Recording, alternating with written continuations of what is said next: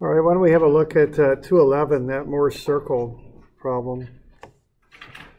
So there's kind of a standard way to, to run through these, or a sequential way or whatever. So 211 looks like that. Now I've got the keys to these copied onto, I think it's page 12 or something. 13, yeah, thank you, 13. So it's page 13 is where the keys are for these things.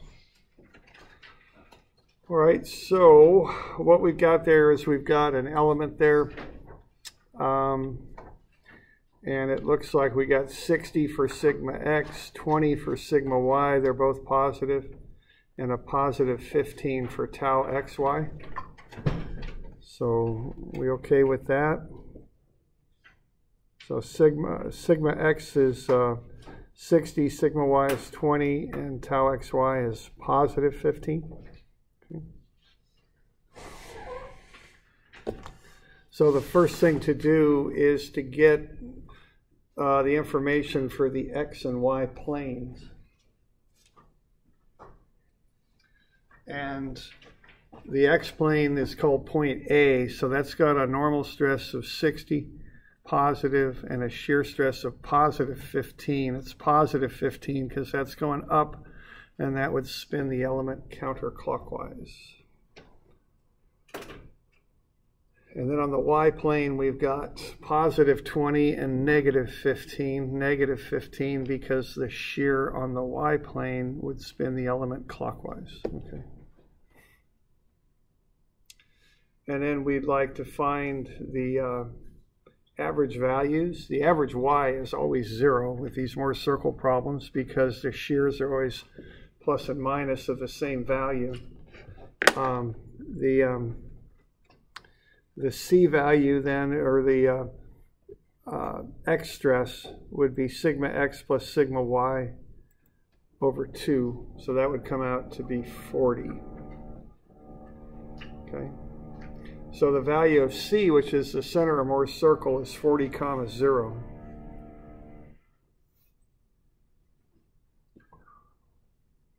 Now, so that's the first thing you do, is you get points A, B, and C figured out. Now, A and B are 90 degrees apart on the element, so what that means is they're based on 2 times 90. That's the formula that Mohr's circle is derived from. So they're 180 degrees apart on Mohr's circle. And so if 2 points are 180 degrees apart on a circle, they make a straight line across, and that goes through the center. So it's a diameter is what it is, okay? So when you plot up points A and B, you've got a diameter for the circle, and the center of it is also the center of the circle. Okay, and that happens every time with Mohr's circle. So what you want to do next here is find the radius of the circle. And to do that, you use a right triangle from C, and I usually just go to A out of habit there, okay? Now, when you plot this thing up, remember that shear is positive down. For the thing to work directionally, shear has to be positive down. So go with that. The other thing is I make a nice big circle in the middle of my page. Then I put the axes in. It's just easier that way, because that way I don't end up with, if I put the axes in first, so if here's my piece of paper, and I put those axes in, like here, this example, the circle would be over there. It'd be a little awkward to work with. So I draw a big circle first, then put the axes in. That's how I do that, okay? That way I get a big circle, big enough for I'm not all cramped in what I'm trying to do, okay? So what I would have done with this was step 1, I just would have drawn a big old circle on the page. Then I would have said, oh, okay, the axes are over here. So I would have done that, okay? And I know I've got A with a large positive normal stress and a positive shear, so that's down there. And B has a less positive normal stress and a negative shear, so that's over there. So that's, that's how I would have kind of proceeded with that thing, okay? Okay, now the center is at 40, 0. Point A is at 60, 15. So the difference between 60 and 40 is 20. So I'm going 60 minus 40, and that gets me 20. That's the value right there. And then, of course, I'm just going from 0 to 15. So what I've got are the two sides of the right triangle, 20 and 15. What I'd like to do here is to find the hypotenuse, which is just the square root of sum of the squares, so it's 25. And then I'd also like to find this vertex angle. I can just use an inverse tangent for that, 15 over 20. That'll get me what I call alpha. That's not like an official name from a textbook or anything, but it's just the angle, 36.87. Okay. So what I've got there for that triangle that goes from C to A is it's got a hypotenuse of 25, which is also the radius of the circle, and it's got an angle of 36.87. So we're doing all right with that? Okay.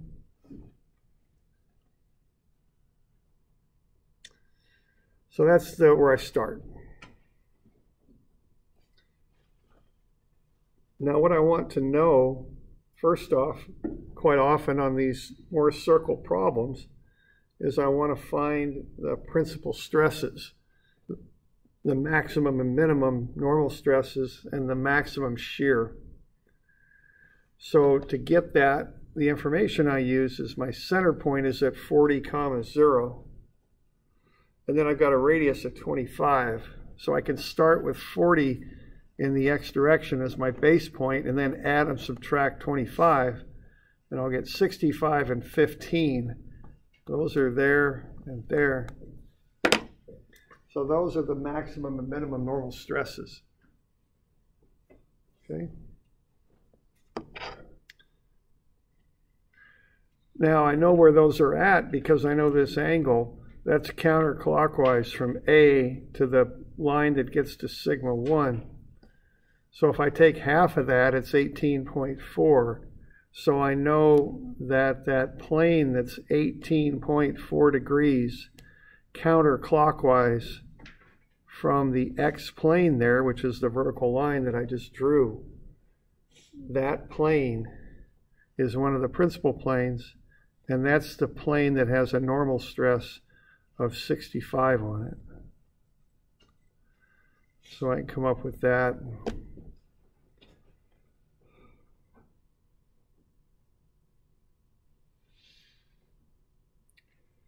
And then on the other plane, I've got the other normal stress, and that's 15.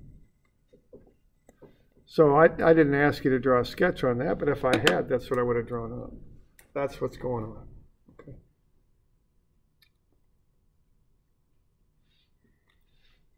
So we doing all right with that?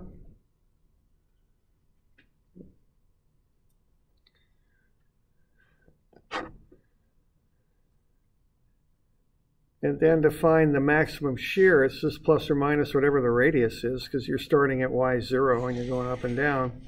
So we're just doing that and that. It's plus or minus 25. And to get that, I take the 18.4 that I've already got. I add 45 to it. I'll get the angle at which that one shear acts. So that's at 63.4. So that's right there.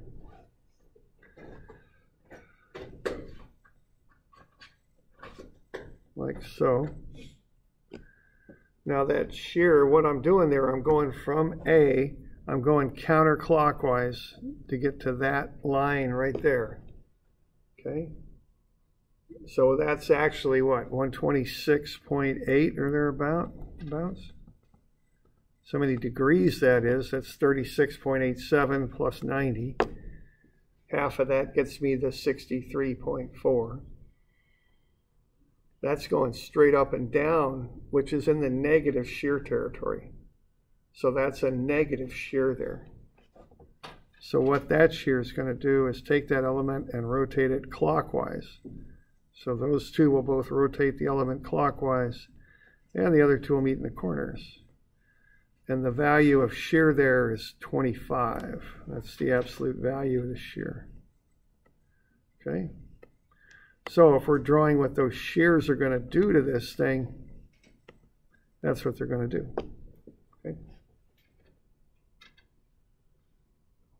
All right with that? Okay. And then the normal stress in those planes is the value of average normal stress. It's 40 positive, so all of these are pulling like so. So that's 40, and that's 40. So again, I didn't ask you for sketches, but if I had, that's what I would be drawing. That's what I draw up. Okay.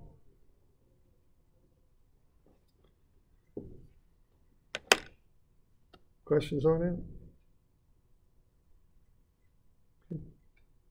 So you start off finding the points, and then you want to, if we're given a grid like this, you locate those points, do some trigonometric arithmetic.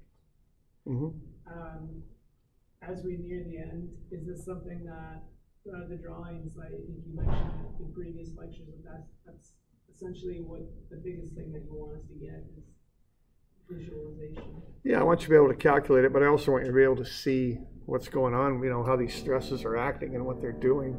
So, we'll look at that a little bit here later today, but yeah. Okay. It's kind of that's the real ultimate reason to do this stuff. Yeah. Okay. Okay.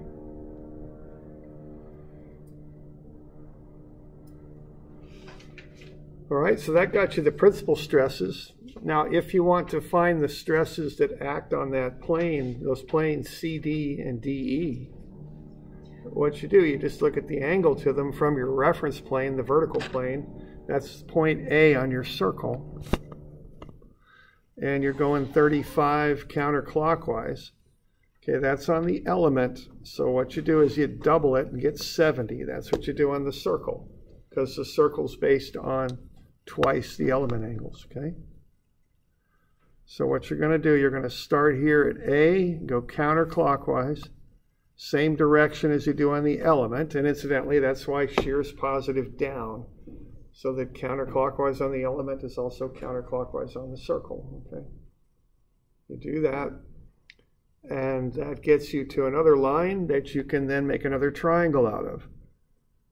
So what's going on here is we're going to rotate 70, okay, and we got 70 total, but this line is 36.87 below the axis. So if you subtract, what you end up with here is 33.13. That's the angle in this triangle right here, 33.13. So what you've got there is a triangle with a hypotenuse of 25 and an angle of 33.13, and of course it's a right triangle. We're dealing with X and Y legs of that triangle there. So what we would do there would be to use cosine and sine of 33.13 times the hypotenuse of 25, and that will get you the two legs of the triangle, 20.9 and 13.7.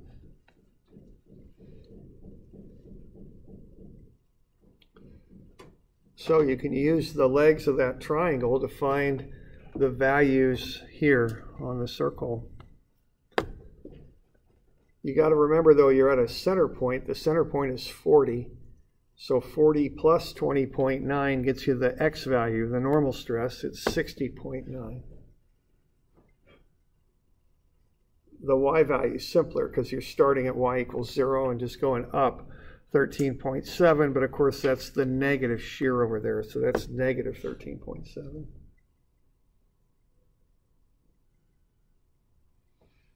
Because it's going well, on the circle, it's because it's on the top of the circle, which is the negative Y values by convention. Yeah. And yeah, but that would mean if you plotted that thing up at 35 degrees, the shear would be rotate clockwise. Yeah. The negative do nothing. Yeah, that's you got to remember that. That's just one of the things you just got to remember. Okay. And then, so you get the normal stress is 60.9. The shear is negative 13.7. You can also then shoot the line backwards, which is 180 degrees on the circle, which is 90 degrees in the element. So take the 35 and add 90 to it, you get 125. So this, you get the same legs of the triangle. So 40 minus 20.9 gets you 19.1, and then you're going down at 13.7 for the shear. Okay. So again, I'm not asking you to draw up these elements for this particular one, but if you did, you'd come on over 35, get your little square element in there, and then on the 35-degree plane, you'd have a normal stress of 60.9, and the shear stress is negative, which would rotate the element clockwise. And then the other two shears will meet in the corners like they do. And the other normal stress is 19.1. And the shear there is 13.7, positive and negative, depending on which plane you're on. Okay.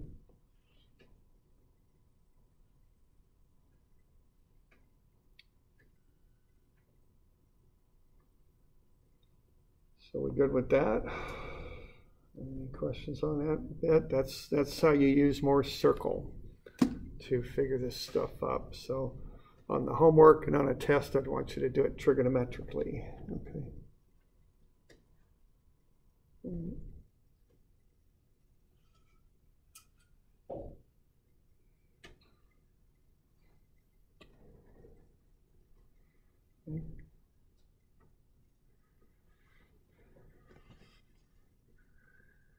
All right, so those are due on Monday. They're, you know, the solutions are right on page 13. If you got stuck, have a look at them. Okay. Page 13 of what? Of the packet. Yeah. Okay.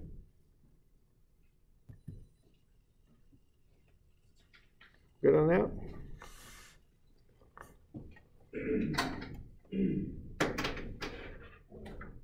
Okay.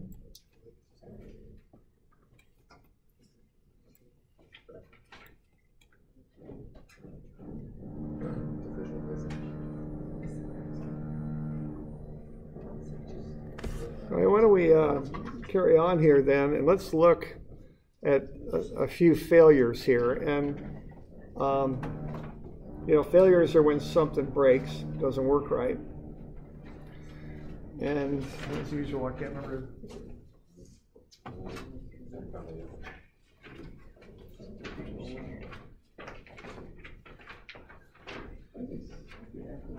No, it's not after Mohr's circle, it's before Mohr's circle.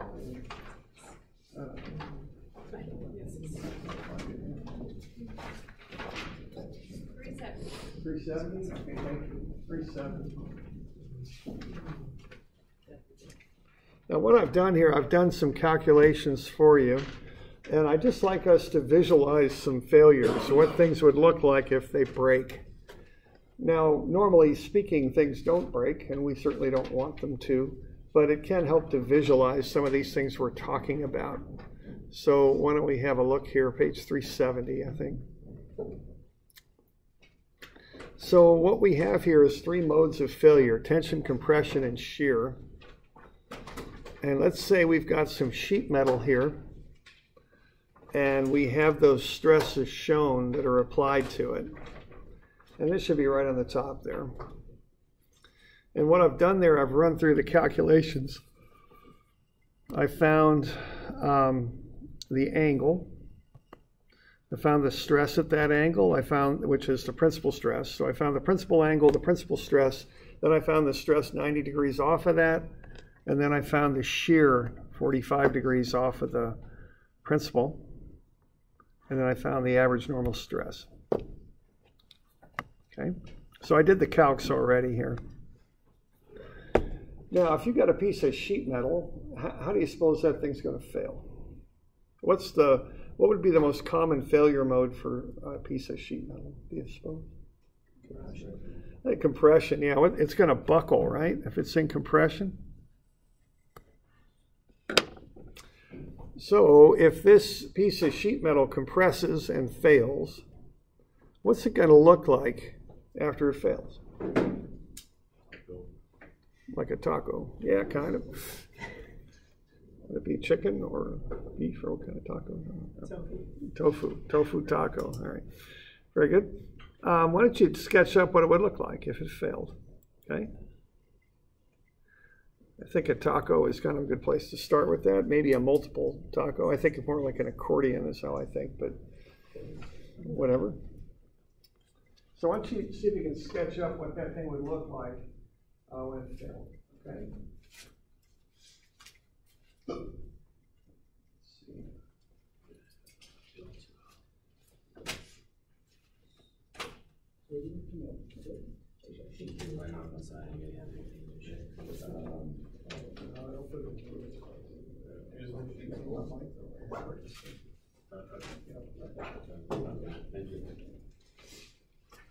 Okay, so to accomplish this, you've got compression that would fail it. Right? So you want to be thinking about sketching that up. And you've got an angle. So try and figure out what angle it's going to fail at and what that means as far as its appearance. Okay. In the format that you've been teaching us for the last couple of weeks, as far as those sketches? Is that But let's kind of take those sketches and make them a little bit more practical and real. So instead of just these little schematic things, what would this thing do? If it broke, if it failed, what would it look like? And what would happen to it? That's kind of what I'm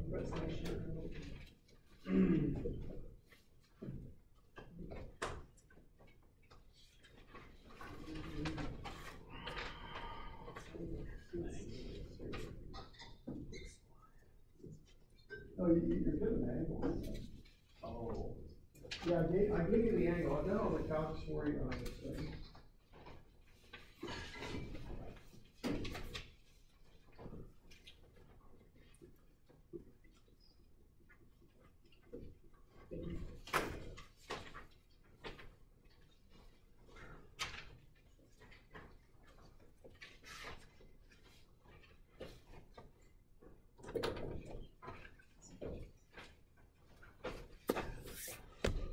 Okay, what angle is it going to fail at if it fails in compression? I guess, is it sigma 1 or 2 that's going to break it?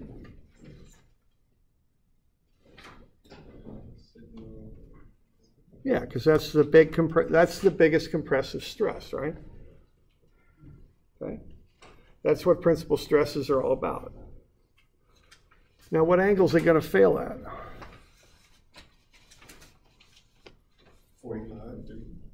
40.3. Yeah, okay. Good. If you got any questions, let me know.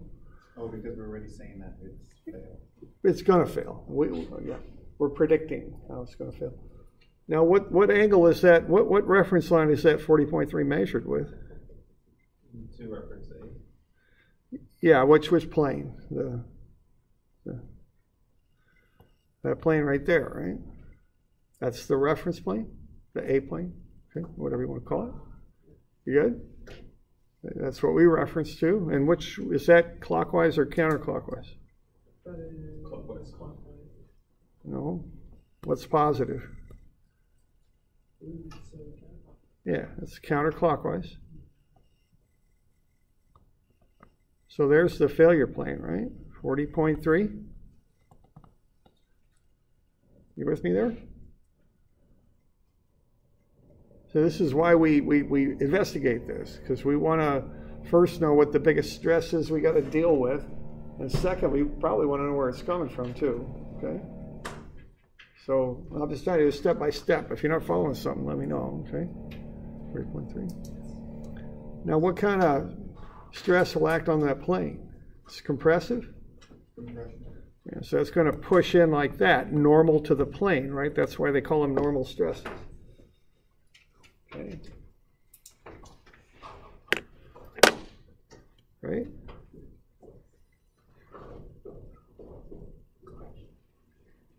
So that thing's going to kind of wrinkle in like that. That'd be my expectation.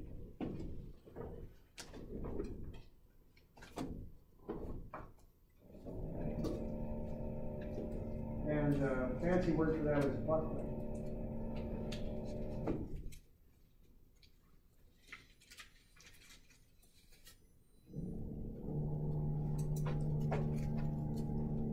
So what's up there is that's going to compress in.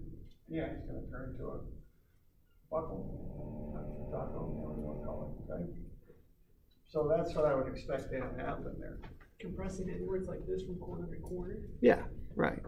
That's And how I imagine it. But okay, so like that. And it's coming in normal to the plane. You identify the plane first, then look at the particular stress that's acting on it. These axial stresses are called normal stresses for a reason, you know. Okay? Because they're normal to the plane. So that's kind of the sequence of steps I go through to get that worked out, what I'm trying to do there. Okay? We're good? Okay.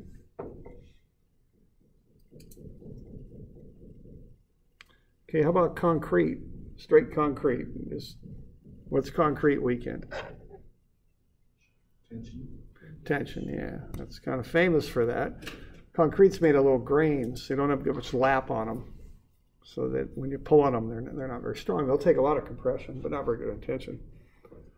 So why don't you sketch what that thing would look like if it failed? If it were going to fail in tension, what angle would you expect it to fail at, and what would it look like after it failed?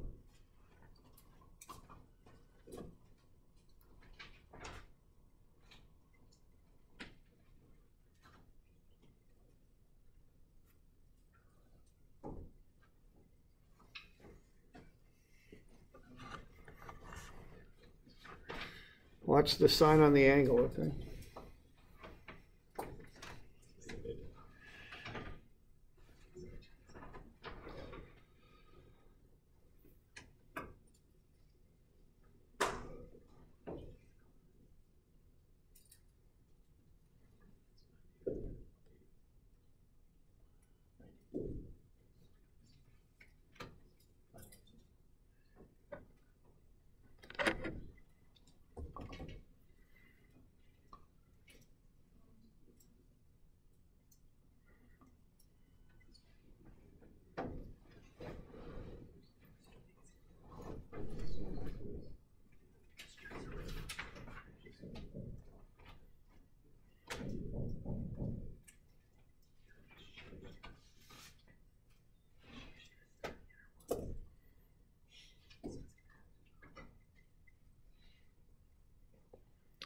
Okay.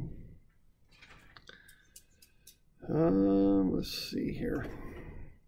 Okay, which stress is going to fail at, the 18,553 or the negative 14,553? The 18,553. Yeah, because that's the tensile one. It's positive. And that occurs at an angle of negative 32.5. Right? So you could draw the angle from either vertical plane. I mean, it's just either one. Which one would you draw it from to keep it on the element? Left one? What's the angle's a negative 32.5, right? So negative is clockwise. Probably draw it over here, okay? So, okay, we good? would you mirror it if you did it on the other plane? Wouldn't mirror it. I'd move it. So just move it. Yeah. It's I mean, it could be on any one of these planes, that are at that angle. But if you draw it over here, you're going to be off the element. Yeah. So, okay. Yeah. And then the stress will be normal to the plane, right? So the stress will do that. Tensile. We're good? All this stuff.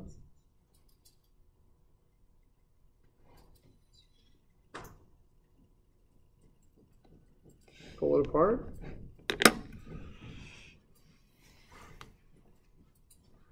So what's going to happen is that stress is just going to pull it like that.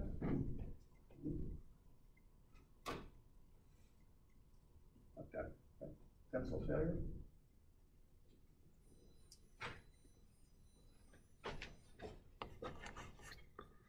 Okay. So it'll be like that. Because what's happening here is you're pulling it apart on that plane. So you're pulling like that.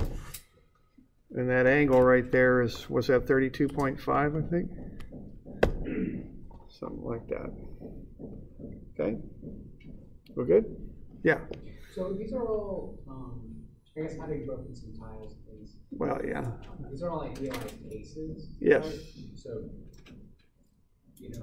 just because we don't see real world that actually happening, that's just the imperfection of the material or whatever. Yeah, and it's the complication of the loads too. I mean, I am idealizing this, but you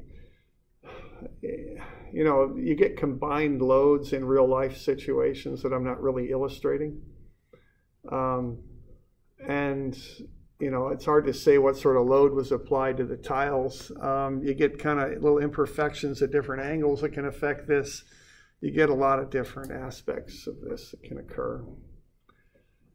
So I'm just trying to come up with some really idealized situations to help you visualize kind of the basic idea behind this. Is what I'm trying to do. Yeah, it is really helpful to see like that. Yeah, sure. But yeah, I know what you're saying. I mean, if you're in the real world, you get all sorts of stuff going on, and it's never as pretty as it is in school, that's for sure. Yeah. All right. Okay, let's change this a little bit. This last one. Let's switch these. Let's make this 8,000 down. And we'll make this confining 3,000. And then let's turn this shear up. Let's change the direction of the shears. Sorry about that, but I think that'll get us a more realistic answer. And then I don't know if you'd have this much shear, but we'll just throw it on there. So that's 3,000 here. I'm sorry, I got 300. I meant 3,000. All right, and of course that's going to change our answers here, isn't it? But let's, okay. So what I did, I changed the directions of all the shears, kept the value the same, and I switched to 3,000 and 8,000 normals. Now, how does soil fail when it fails? Slides. It slides. And what's the fancy word that engineers use for sliding so no one knows what they're talking about? Yeah, we call it shear. Right? So we got our lingo just like anybody else. Okay. So if we got a shear failure, now I'm going to have to come up with new numbers for you. So let's go into that little spreadsheet, and you see now another reason why I made this thing up, right? So what I got, sigma x is negative 3,000, sigma y is negative 8,000, and then tau xy was 1,500, is that right? Okay. So what I've got is the principal angle is theta AUR, what is that? I think degrees. I'm not sure what I did with this stupid thing. Oh, theta 1 degrees, 15.5 degrees. Okay. So 15.5 degrees for theta 1 degrees. So that didn't change. Right, that stayed the same. And then sigma 1 is negative 2584. Sigma 2 is negative 8415. So 2584 and 8415. 2584 and 8415. 2584, yeah, sure enough, that's what they are. So I bet they switched, didn't they? So those two switched. And let's see what we got for the shear then. Yeah, I guess you can tell you. For the shear, tau 1, we got negative 2915. So this, instead of being positive, is negative 2915. Okay? So that just changed a few values here, like so. All right. Now, why don't we work this problem out given those values? So we're looking at a shear failure here because that's how soil fails. Let me get this full screen here.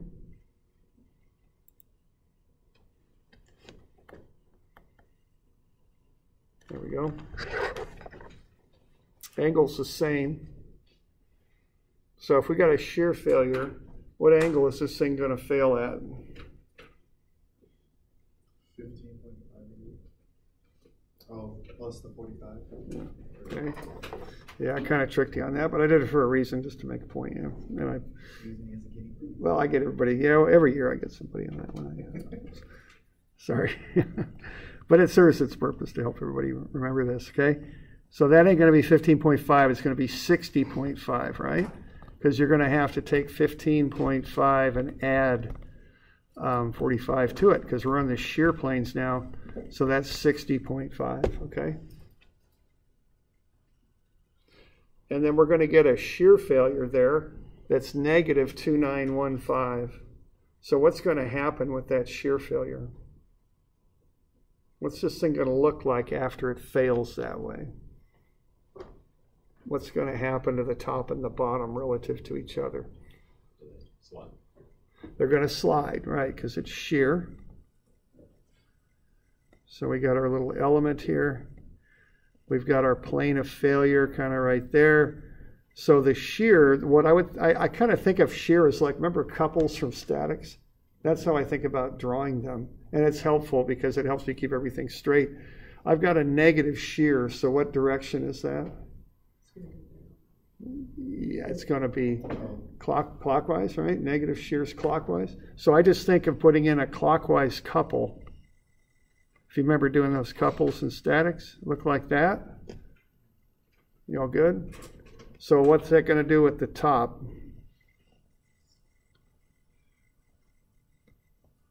It's going to take it, move it down.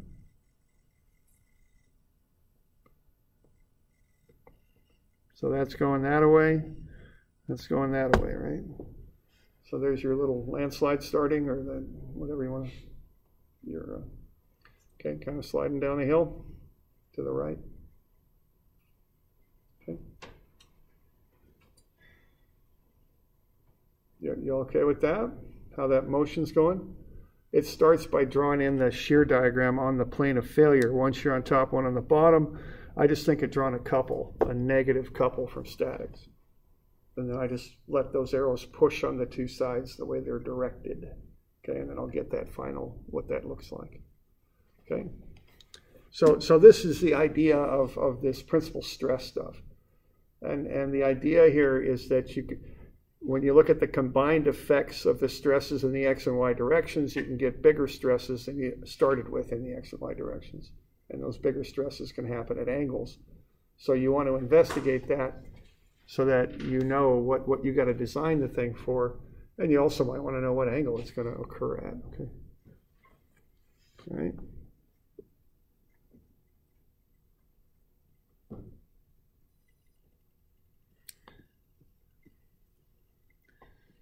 Okay, and that isn't right because I changed the numbers, but so the proper sketch is not that, it's right there. Okay, that's actually what we're talking about on this one. Okay, let's do a couple other little things here. I don't think I put this in your packet, so you might have to work this one out. Let's just do a couple other examples here. And again, I'm just going to try and kind of bring out what we're doing here. Now, one thing to remember about this biaxial stuff is there's two different types of problems you can solve with it. One is find the stress at an angle. The other is find the principal stresses. They're different, okay? Okay. So let's say we've got a board that we've cut, and this isn't in your packet, you just have to sketch this up. Let's say we got a board that looks like that. And what I'm showing you there is the grain running across the board. And we've got the stresses shown on the board on the side. Let's find the normal stress and shear stress on plane AB. Okay. So what's the stress on plane AB? Normal and shear.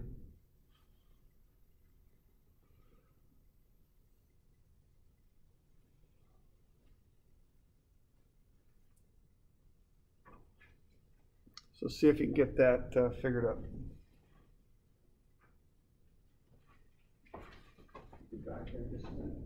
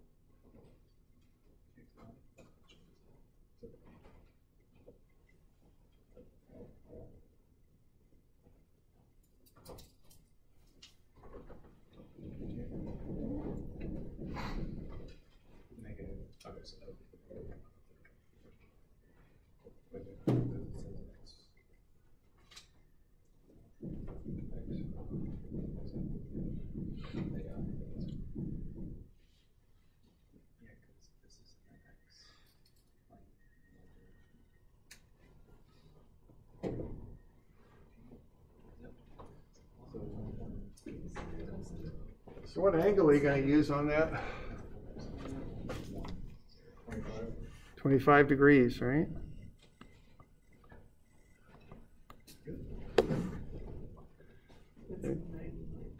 Yeah, 90 minus 65.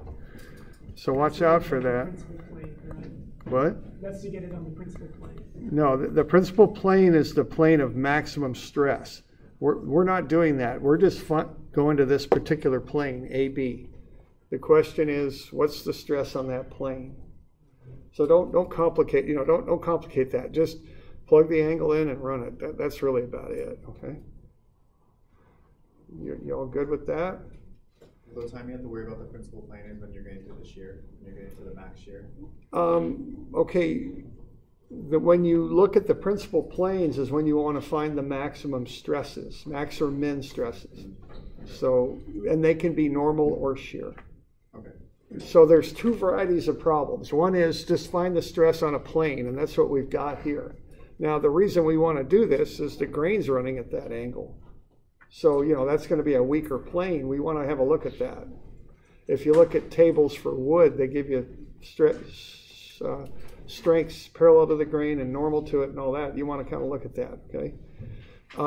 So in this problem, I'm just saying what's the stress at 25 degrees, okay? That's it.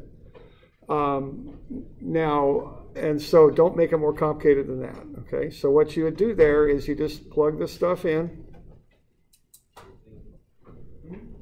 and then plug that into the formula. That's all you got to do. And I'm bringing this up because on testing sometimes I ask people just to find the stress on a plane, and they just kind of go on autopilot, and off they go, and they start doing that tangent 2 theta formula and adding 45 and doing all this crazy stuff. And it's just plug the dang angle in and find what the stress is on the plane. Don't make it harder than it is, I guess is the point I want to make, okay? So if I just say, what's the stress on plane AB, you just plug in 25 degrees into the formula and tell me what it is. That's all you got to do. Okay? And, I just want to be straight up with you. Just be sure you got that, you keep it simple in this instance. Okay? All right, so I just get the data down and then I plug it in. Okay? And you got a couple formulas to plug it into. Right? So 2.56. You okay with that? And now, if I want to find the shear, what angle do I use to find the shear? 45 plus 25. Yeah, I'm sorry, I'm setting you up. I do it every year, but I do it for a reason. Yeah. See, all I want to know is what's the shear on AB. Just use 25 and you're done. Okay. And I'm doing this with good intentions because I want everyone to get this kind of locked in. Okay. So don't make it more complicated than it is. If I'm saying what's the shear on plane AB, it's 25 degrees because plane AB is 25 degrees. That's all there is to it. Okay. So all you got to do is plug 25 degrees into the shear formula. If the question is, what's the shear at 25 on AB? That's all you got to do. Now with max shear at 20 or max shear of AB, then you do the 25. Okay. Your idea is right, but there's no such thing as the max shear at AB. You're putting two things together that are different things. There is a shear on AB. There is a max shear for the whole board. They're two different things. Okay. Because the max shear on the board, you'd have to do the tangent 2 theta formula and find an angle. And odds are it's not going to be 25 degrees. It's not going to be that. I just picked this angle out of the hat, Okay. So y'all good with that? Again, I just want to be sure everyone's kind of getting this because it seems to be a confusing point from years past with people. They kind of, as I say, they make it a little harder than it is. So just take 25 and plug it in. That's all you got to do into the shear formula. Okay? We good with that?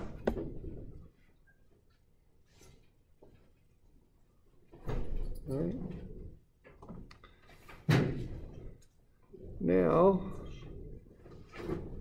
Now the next thing is, what is this thing gonna? Whoops! Put the stresses on that plane then. We just calculated the normal and shear stresses on that plane. Draw them up on the plane.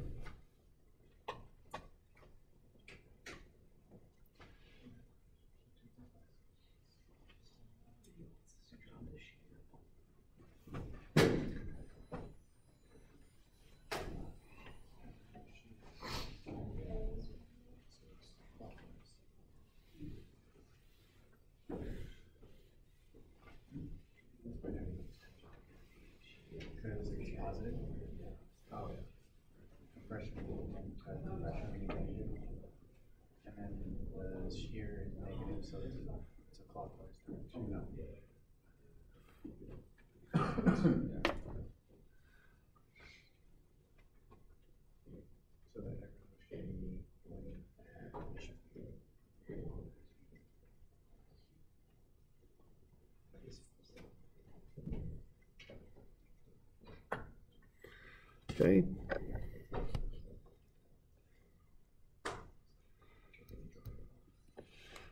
I've got something like that. The stresses are normal to the plane. That's where that word comes from, normal stress. Okay. So they're pulling it apart, and then the shears, I think of them as being a couple. They're negative, so they're like a clockwise couple is how I draw them. Okay. So, and the reason I might do this, in the working world is I might be worried that board's going to break along those lines, I mean, it's weaker on those lines. So it may not be the maximum stress that breaks that board. It might be the stress on the grain. Okay? This depends on the strength of the material. If materials are what it's called isotropic, if they act the same way in all directions, like steel does or concrete does, then the maximum stress will probably break it. But if it's like wood, where it's got certain planes that are weak, that they might fail even though they don't have the maximum stresses on them. Okay. All right. So if that thing fails, what's it going to do? It's going to pull apart and slip a little bit too. Okay, so something like that. Okay. So y'all okay with that? Okay. And see that's why we're doing all this stuff, just to kind of get it. Yeah. What's up? Can you have a compression and a shear? Yeah. Without it, because I thought that was just more buckling. Well, yeah, I mean, buckling happens for thin materials. If they're thicker, they just crush. And a shear and a compression at the same time might be pretty ugly as far as what it does. I probably would kind of crush together and the material would crumble, plus it'd slide a little bit. Right, yeah. I don't know if you remember that picture I showed you from that earthquake. With that concrete column. where there's like a big. Yeah, it might be something like that. I don't really know, honestly, what it might be. Okay. All right. Okay, let's look at one other here if we're good with that. So we good? Okay, well, let's say we've got this ceramic plate, has these stresses on it. The ceramic is weak in tension. It's a lot like concrete. What's the largest tensile stress in the plate? If the plate will be reinforced with steel rods to resist the tensile stress, at what angle should the rods be placed? So just using that diagram, what's the maximum tensile stress and what angle? You probably want to look at what angle it acts at too. Okay. So what do we got going on here? What's the word for what we're looking for? Max. Yeah. Max stress. Maximum stress, principal stresses, whatever you want to call them. Yeah. Okay. So you're now what's step one in getting those principal stresses? Getting your normal stress line or X and Y. Get the angle first. Run that tangent to theta formula. Figure out where it's going to happen. Then you can start to investigate what it's going to be. So you got that tangent to theta formula to run on this one. See, there's no angle given. You got to find what the angle is. Okay. Yeah, question there? So we could make some assumptions here, just to think about how it's going to be. If it was just in the one plane, if there was just the 16 and 15, then we could say, oh, we'll just put them right in that, right parallel to that. But then the 10 is going to slightly shift it up. Right. It's got to be right. And you're right, slightly. So that's what we're expecting from our result. Yeah, right. It's right. It's 66 times what 10 is, so it's not going to be a major. Yeah. It's going to be just a bit.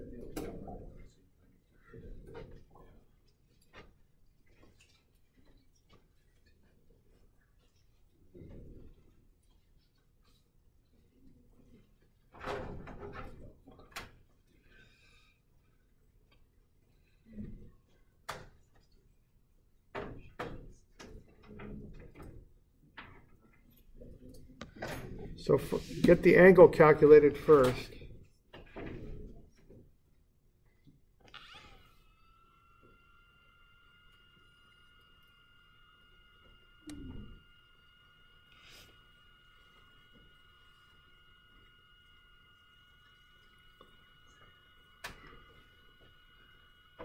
11.6. What y'all got for that angle?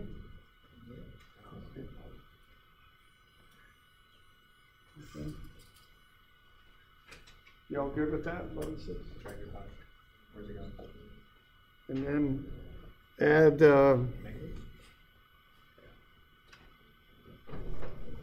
Does that work? What? Clockwise? Well, it kind of depends how you define it. Yeah, that's clockwise yeah, for me. so if you go clockwise. But I'm going to the right, which is positive, which is too bad. Well, no, no, I'm saying if I'm looking at it. Yeah, I get it. Yeah, I get it. Yeah. Sorry, I might just go through it. I mean, yeah, when I'm looking at it, it's great, but you're looking at it, it's the wrong direction. Yeah, right. Okay, got it. Yeah. Okay, so we good? 11.6, and then the other one's going to be 101.6. Now, which one's it going to be? Measuring from what's? Which one will it be? Which angle for the biggest tensile stress? Okay. Now, have a look at what's applied there. 11.6 is about here, right?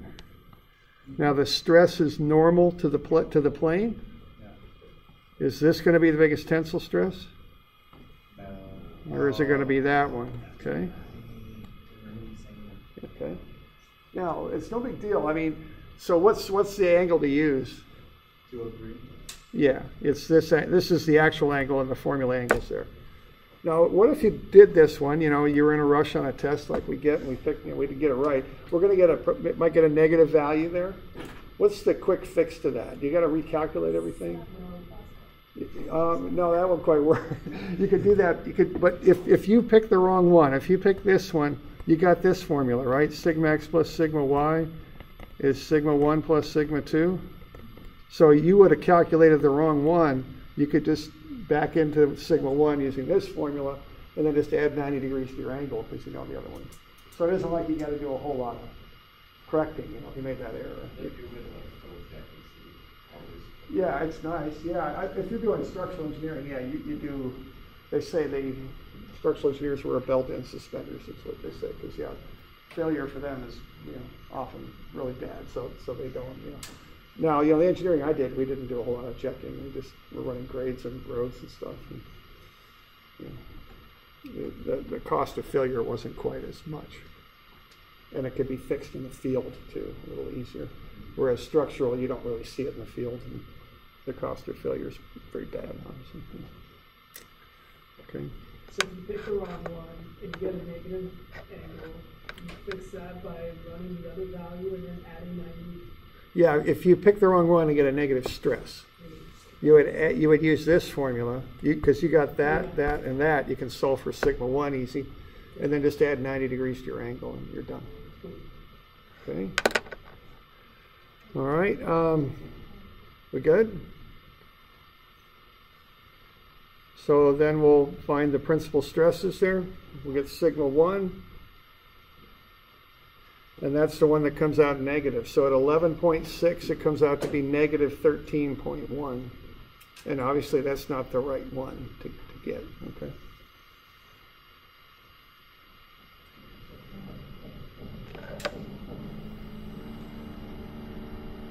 So, and I went ahead and did the full formula because I had the thing up and I just kind of plugged the numbers in. So the maximum tensile stress is going to be at 101.6, it's 63.1, and it's at 101.6. Or, I would, in a real situation, especially on a test, I would use that formula below. And you'd find the 63.1, and you would know that acts at 101.6. All right, so we've done the work on this now. We know that our little ceramic plate here is going to fail, or it has the biggest tensile stress is going to occur at 101.6. Okay, so how are you going to reinforce that? How are you going to run steel rod in there like rebar so it doesn't fail at that angle? What you going to do with the rebar? Would you put it at normal to that point? I don't, yeah, have a look, sketch it in. How would you run the rebar to prevent this? Just take a minute, it's cool, and we'll go over it. All right. So kind of think it through, because yeah, there's a lot of things going on here. You got the plane, but then the stress is normal to the plane, but then you want to prevent the stress. And so you kind of have to think it through just a little bit, and just take a minute. It's just, you know. The stress is 63. The angle's 101.6.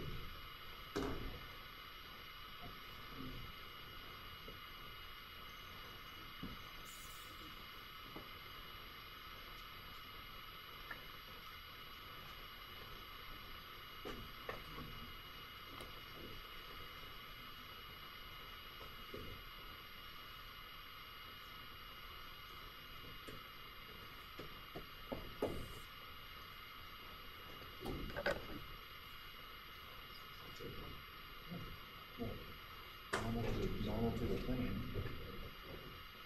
because that's, you would want the rebar to be in the same direction of the stress, so it absorbs the stress. I think so.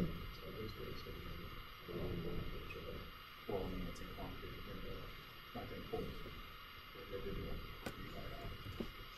Unless you have it attached to the back. Then if that goes into the rebar gets laid out first and then before the So that's how the principal stresses are going to look, like what I got sketched up, right? And so you want to run rebar to resist those. That's what you want to do. The tensile is what you want to run the rebar to do.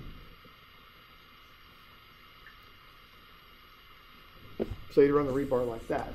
So it's right in line with that big tensile stress, and it'll absorb it. It'll hold it. So that's how you see. If you ran the rebar at 90 degrees to that, it would just split between the rebars. Wouldn't be any good.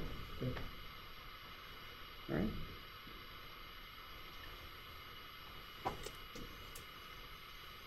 Okay. So why don't we? Any questions on that? You doing that?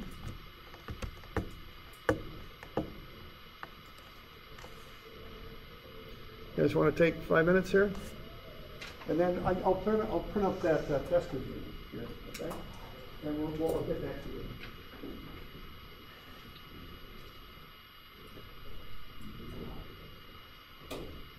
For this question, did we even have to find out the 13.1?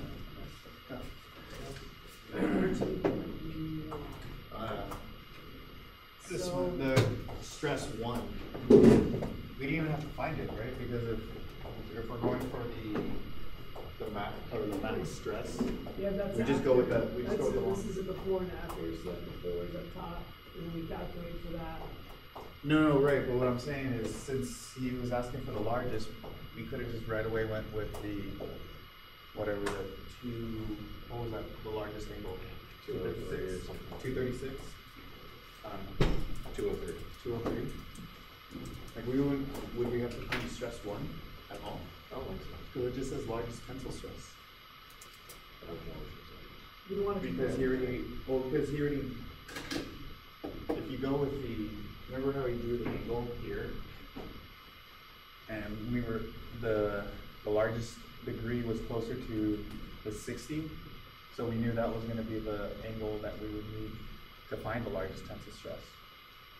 I'm just curious if we needed to find, if we need to find both in order to compare. And we've had to solve for both concrete and self-max. Yeah, just. But for this one, we don't.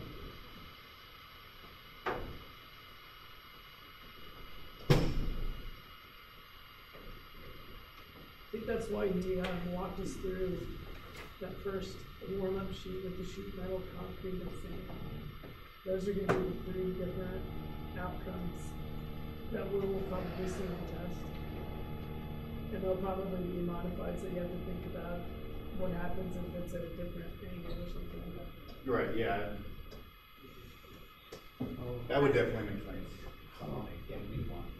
Oh, yeah. So these are blues. Yeah. It'd be good to have two. Yeah. It's heavy. A little bit nice. Oh. You can spend 100. Oh, okay. Yeah, I thought they were, okay. Sheets are on Moodle. Yeah, they're on Moodle, yeah. Yeah. For this specific problem, Uh-huh. you found both of the